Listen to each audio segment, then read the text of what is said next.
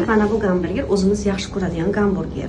Hozir biza ovqatlangan, masalan, uyimizga oddiy produkt taqilgan, mana produktlarni olgani kirsak ham, o'sha gipermarketlarda tepasi 4-etajda bilasizlar, ovqatlanib qiladigan joylar bor.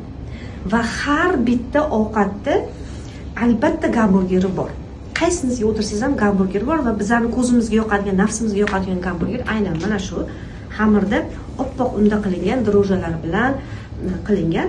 Ya'ni kotletini orasida ham non solingan va mana bunisida ham non bor. Ya'ni nonni orasiga nonli go'sht bilan qilingan.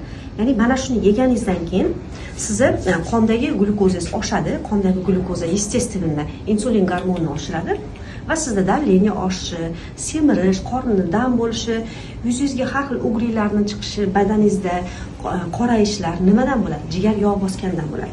Ya'ni bu mahsulot ichida kleykovinasi bor, o'rtoqlar, mana qaranglar. Mana bu oppoq narsa, mana shu oppoq xamirimiz bu nimada qilingan? Mana ko'ryapsizlar, bu bekordan bekor mana bunaqa cho'ziluvchi holatga ega emas. Masalan, ko'rgansizlar, lag'monlarni, lag'monxonalarda lag'monlarni 1 metr qilib ham cho'zsa bo'ladi. Nimaga? Chunki uning ichiga kley qo'shilmagan. O'zi bug'doyda kleykovina degan modda bor. Mana shu modda bizani ichimizga kirgandan keyin, bizani oshqozonimizdagi suv bilan birga ichimizga kirgandan keyin bu ishishni boshlaydi. Ishib bizani icheklarimizda yopishqoq kleyga o'xshab yopishni boshlaydi. Bizlar boshqa yegan ovqatlarimiz hazm bo'lsa ham, mana shu xamir hazm bo'lmaydi.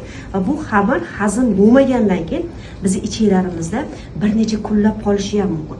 Bir necha kunlab qolgan xamir bizani icheklarimiz shunaqangi ishlaydiki, mana doimiy mana shunaqa to'lqinli harakatda bo'ladi.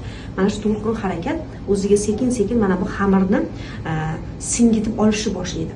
Yallig'langan ichekni birinchi belgilari, agar sizlarda bor bo'lsa, o'zingizlar uchun bilib qo'yinglar. Birinchi belgilari bo'g'imlarda og'riq bo'ladi. Sababini bilmaysiz. Qo'l oyoqlaringiz uchun uyushni boshlaydi. Ko'zlaringiz tagida qorayishlar bo'ladi. O'ng tarafingizda qanaqadir simillagan og'riq bo'ladi. Jigarsiz, jigarmas. O't qopingizda zastoy boshlanadi. Har xil og'riqlar bo'ladi. Oshqozon osti bezingizda ham og'riqlar bo'ladi. Nimaga? Chunki bu xamir yuqori insulin gormonini uyg'otuvchi, yuqori glyukozaga sabab bo'luvchi ovqat hisoblanadi. Buni yeganingizdan keyin glikemik indeksingizni agar tekshiradigan bo'lsangiz 100 ga chiqadi. 100 ga chiqadi va bu bilan siz yeydigan foydali ovqatlaringiz, har xil vitaminlaringiz ham teringizga ta'sir qilmaydi. Nimaga? Chunki siz ovqatlaringizni hazm qiluvchi, vitaminlaringizni so'ruvchi ichak vaspalyonni bo'lib bo'lgan.